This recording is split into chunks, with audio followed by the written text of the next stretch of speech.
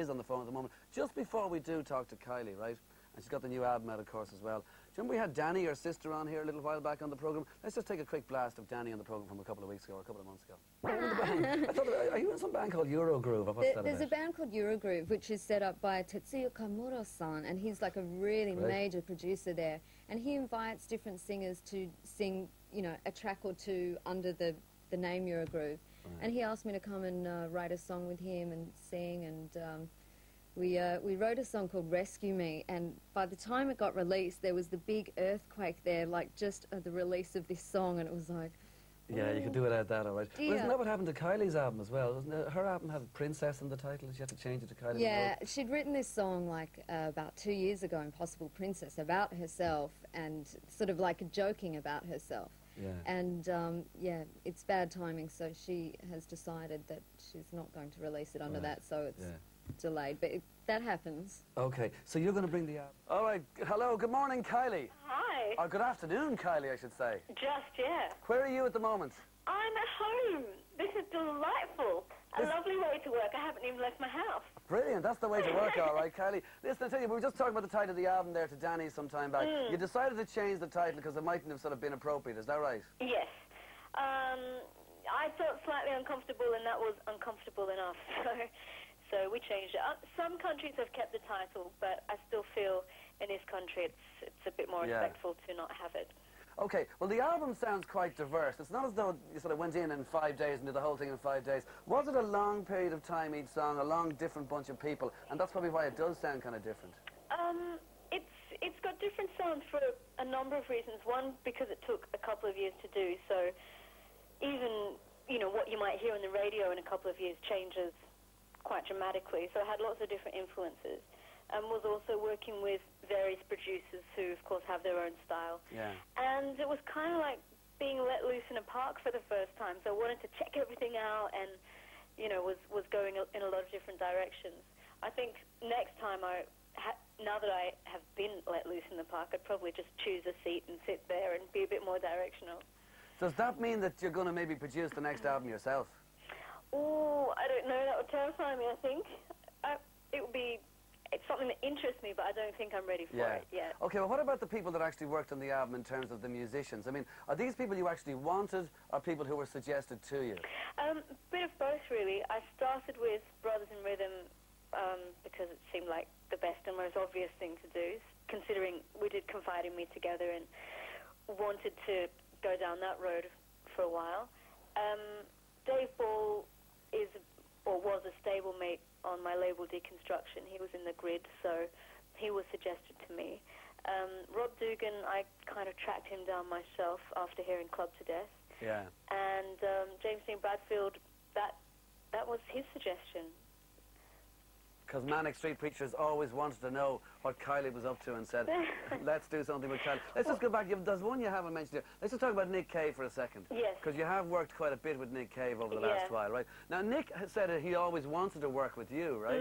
And it took a long time. So how did the two of you finally do it? I mean, you're both Australian. Did you know each other as kids or anything? No, I'd never met him. And I hate to admit, I was really naive and I didn't know of the icon of Nick Cave. And so... years back, mutual friends of ours had a few of them had said to me, "Oh, do you know Nick Cave? He's really interested in working with you." And I just had said, "Oh, well, that's great," and thought that he would contact me. But as he said, it took a number of years, and he's since told me that he just was waiting to write the perfect song. And I think that Where the Wild Roses Grow is possibly the best thing I've ever done. So it's meant a great deal to me. Well, I can tell you one thing, like, that iconography, the bit you talked about him being an icon, I couldn't agree with you more. Nick is the man as far as I'm concerned. So tell me, what I want to know is this, Kylie. I heard that Nick rang up your mother and said, like, "Hello, Mrs. Minogue," or whatever. "Is Kylie there? Like, can she come to the phone?" I just can't imagine Nick Cave doing that. Did he do that? Yeah, he called and was speaking with my mother, and I called him and left a message with his mother. It was, you know, decidedly not rock and roll.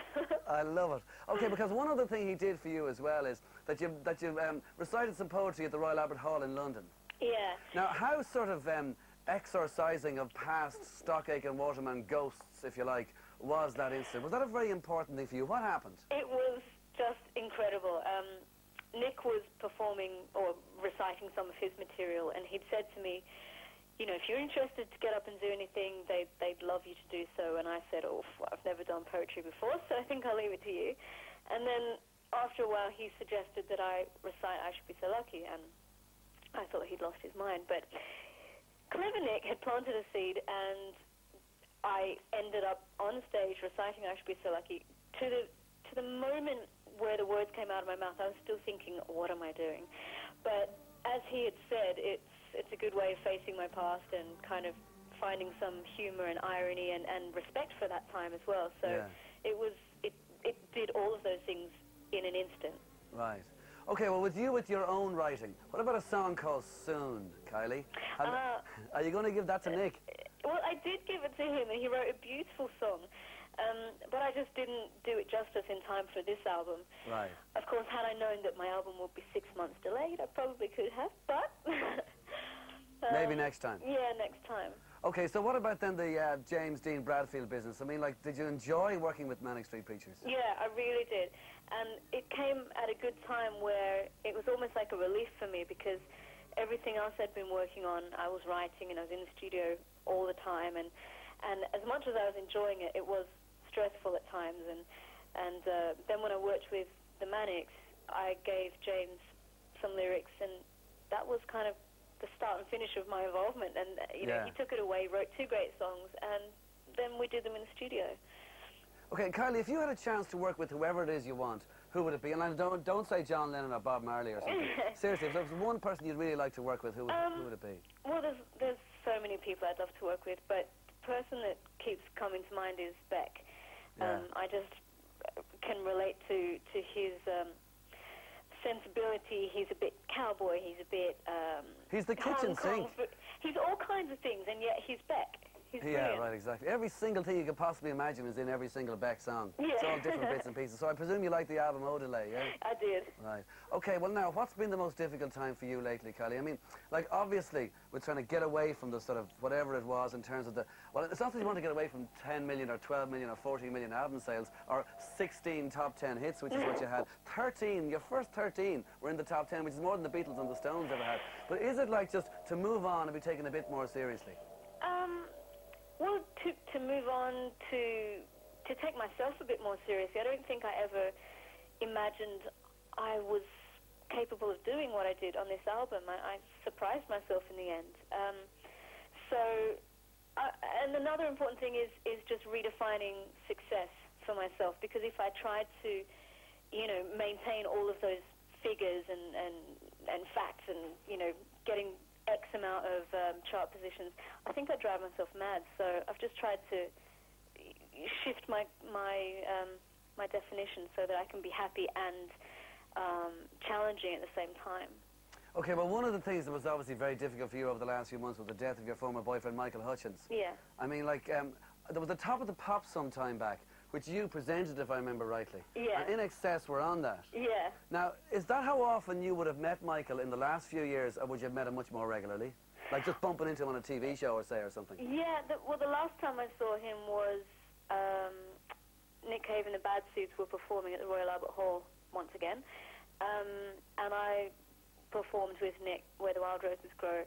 And it was absolutely gorgeous because I came off stage and I didn't realize that Michael was there, so I saw him after that. But yeah, in recent times we would just bump into each other here or there, but it was always just fantastic to see him.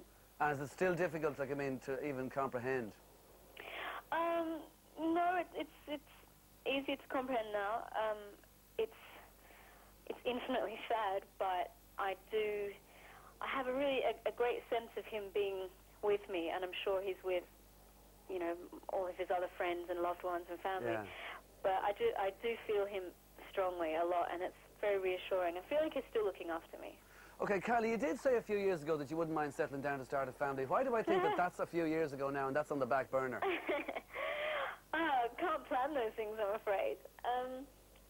Yeah, well, I guess one day I'll be having family, but I mean, you know, 10 years ago I would have thought that I'd be well and truly on my way by now, so it's a bit naive. But okay, well, from 10 years ago, then I'm sure you're meeting loads of people whose names are Kylie or Charlene or whatever it was in Neighbours, and you're signing autographs for them right, left and centre, and they're now 10 years of age. I mean, like, millions grew up with Kylie Minogue. Millions, right?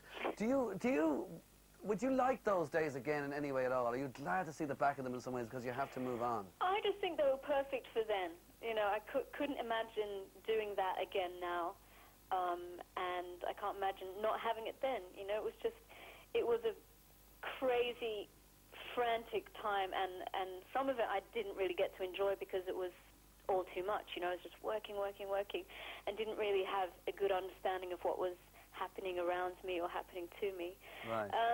So I'm not really glad to see the back of it like it was a terrible time. It's nice to have moved on. Sure. Okay, well, as a final question then, Kylie, did you always know what was going to happen for you because you were born in Bethlehem? Yeah. I think I was born under a lucky star.